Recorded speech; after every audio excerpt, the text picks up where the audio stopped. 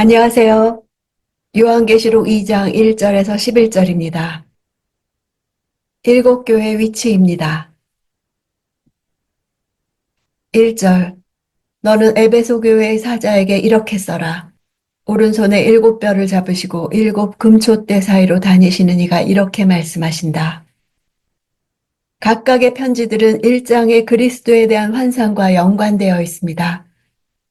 에베소에는 웅장한 아데미 신전이 있어 당시 에베소의 우상 숭배가 얼마나 극에 달해 있었는지 보여줍니다.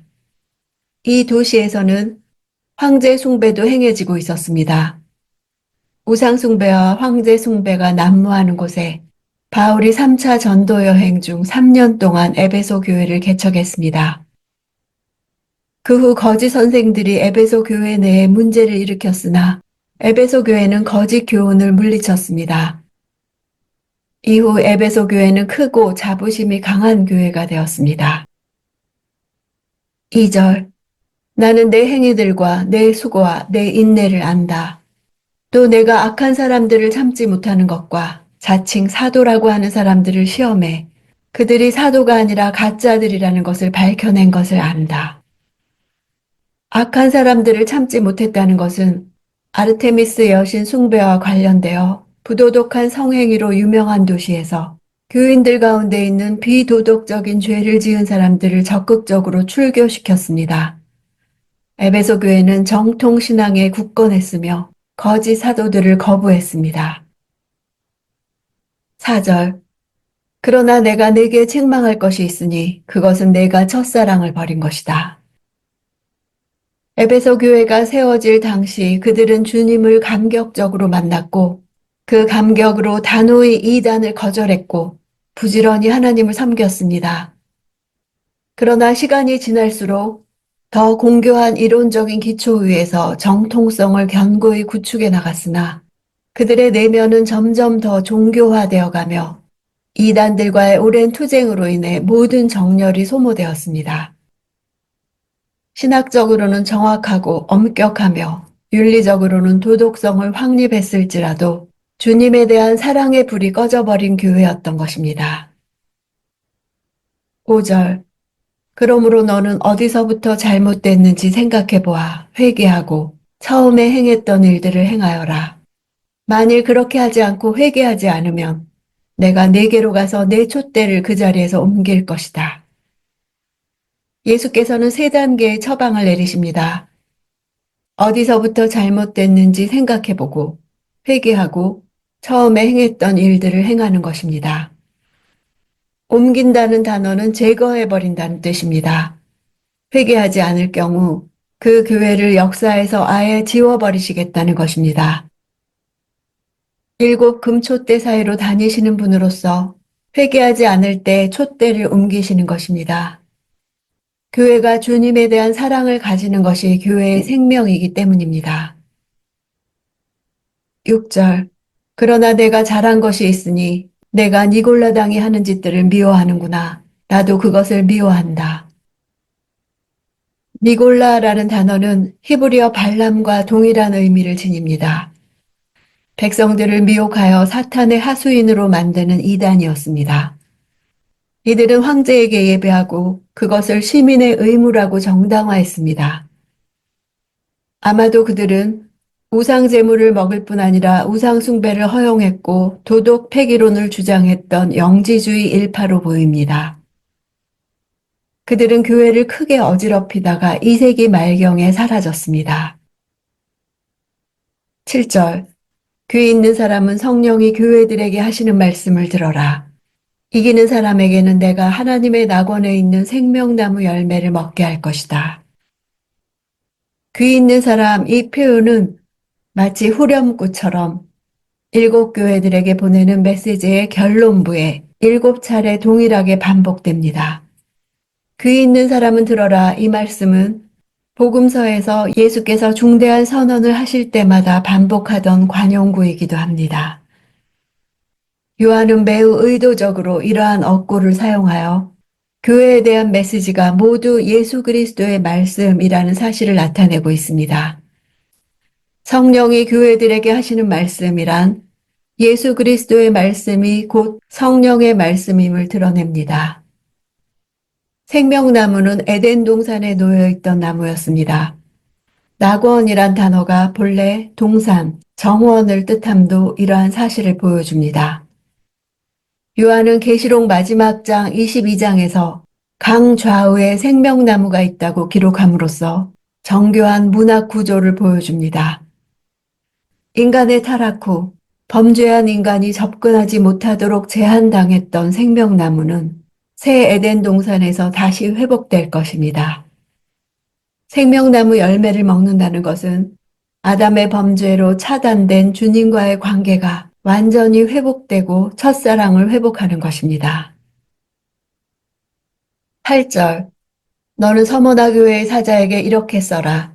처음이요 마지막이시니 곧 죽었다가 다시 살아나시니가 이렇게 말씀하신다.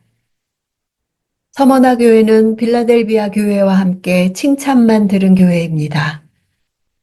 서머나는 계시록에 나오는 7도시 중 유일하게 현존하고 있는 도시로서 오늘날에는 이즈미르로 불립니다. 에베소로부터 북쪽 약 56km 지점에 위치하고 있는 항구 도시로서 상당한 번영을 누렸던 도시입니다. 제우스 신전과 여신 키벨레 신전과 아폴로, 아프로디테의 신전들이 줄지어 있었습니다. 서머나는 신전 건축을 신청했던 다른 여러 도시들을 제치고 주전 23년에 티베리우스 황제의 신전을 건축하도록 허락을 받았습니다. 황제 숭배의 중심지였던 것 외에도 서머나에는 그리스도인들을 적극적으로 반대했던 유대인들이 많이 살고 있었습니다. 로마의 티투스 장군에 의해 예루살렘이 함락된 AD 70년을 기점으로 유대인들이 대거 이곳으로 이주해와 살았고 이들이 로마 정부와 협잡하여 서머나 교회를 심하게 핍박했습니다. 이 핍박으로 인해 주후 156년에는 86세의 서머나 교회의 초대 감독인 폴리가비 순교를 당하기까지 했습니다. 그는 서머나의 12번째 순교자였습니다. 이곳은 유대인들과 로마 정부의 조직적인 박해에도 불구하고 끝까지 신앙을 고수했던 아름다운 신앙의 유적지입니다. 죽었다가 다시 살아나신 이로 소개하는 것은 서머나 교회의 순교적 정황과 관련했습니다. 9절 내가 내 환난과 가난을 알지만 실은 내가 부자다. 또 내가 자칭 유대 사람이라 하는 사람들의 모욕도 알지만 실은 그들이 유대 사람들이 아니라 사탄의 집단이다. 실은 내가 부자라고 주님이 친히 인정하시는 교회가 환난과 가난 중에 있다는 것은 세상의 시각과는 전혀 다르다는 것을 말해줍니다. 서머나로 이주해온 유대인들은 혈통상 아브라함의 자손임을 내세워 서머나로 이주해올 때부터 회당을 중심으로 한 강력한 세력을 형성하고 로마 정부와 함께 서머나 교회를 대대적으로 핍박했습니다. 모욕이란 단어는 블라스페미안, 신성 모독을 뜻합니다. 교회에 대한 유대인들의 박해가 결국 하나님을 모독한 것임을 보여줍니다. 10절 너는 고난당할 것을 두려워하지 마라. 보라, 마귀가 너희 가운데 몇몇을 감옥에 집어넣을 텐데 너희가 10일 동안 핍박을 받을 것이다. 너는 죽도록 충성하여라. 그러면 내가 생명의 면류관을 내게 줄 것이다. 10일 동안은 묵시적 상징수에 속하는 것으로 완전한 고통과 동시에 제한된 시간이라는 이중의 의미가 있습니다. 죽도록이란 죽음에 이르기까지입니다. 이 말로 보아 그들에게 닥치게 될 환난이 견디기에 결코 쉽거나 짧은 것이 아님이 분명합니다. 그러나 죽었다가 다시 살아나신 예수께서 죽기까지 충성하라고 하시는 것입니다. 서머나는 운동 경기로 유명했던 곳입니다. 경기의 우승자들이 면류관을 받은 것과 같이 순교적 상황에 직면했던 서머나 교회에게 생명 그 자체인 면류관은 매우 적합한 것이었습니다.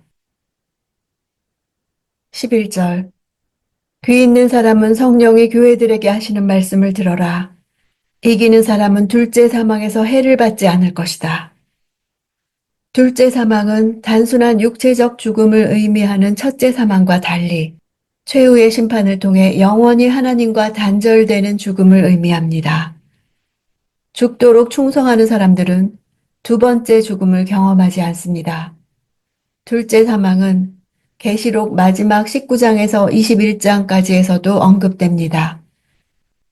서머나 교회에 주신 예언적 메시지에 약속과 성취의 공식을 보여주는 정교한 구조인 것입니다. 일곱 교회의 편지를 읽으며 우리는 우리 교회는 어떤 모습인가를 생각하지 않을 수 없습니다. 그래서 예수께서 일곱 교회들에게 하나의 편지를 쓰도록 하셨을 것입니다.